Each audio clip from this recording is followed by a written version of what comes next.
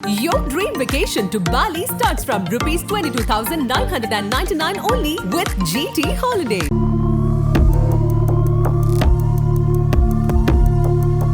இதுக்கு ஒரு எண்டே இல்லையா?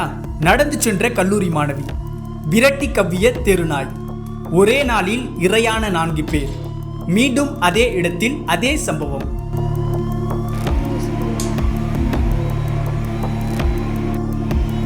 திண்டுக்கல் மாவட்டம் பழனி அருகே உள்ள கலிக்கநாயகன்பட்டியைச் சேர்ந்தவர் ஹேமா. 19 வயதான இவர் ஒட்டச்சத்திரம் அருகே உள்ள தனியார் பாலிடெக்னிக் கல்லூரியில் 2ஆம் ஆண்டு படித்து வருகிறார்.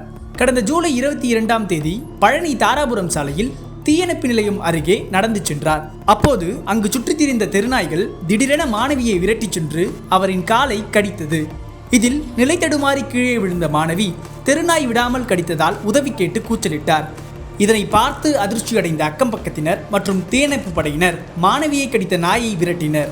பின்னர் நாய் கடித்ததில் காயமடைந்த கல்லூரி மாணவியை தீயணைப்பு படை வீரர்கள் மீட்டு சிகிச்சைக்காக பழனி அரசு மருத்துவமனையில் அனுமதித்தனர்.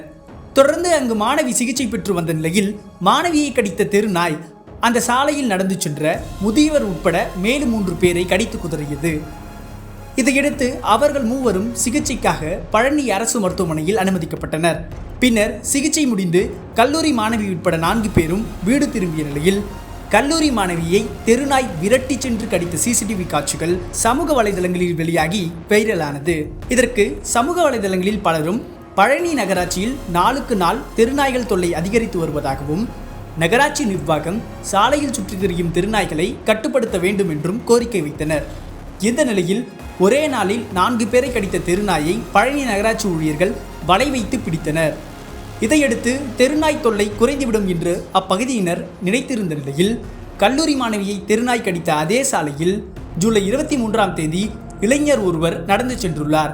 அவரை மீண்டும் தெருநாய் ஒன்று கடிக்க வந்துள்ளது. நல்வாய்ப்பாக நாயிடமிருந்து அந்த இளைஞர் தப்பிய நிலையில் நாய் அவரின் காலணியை கவ்வி கொண்டு ஓடியது. தற்போது இந்த சிசிடிவி காட்சிகள் சமூக வலைதளங்களில் வெளியாகி பெரும் பரபரப்பை ஏற்படுத்தியுள்ளது.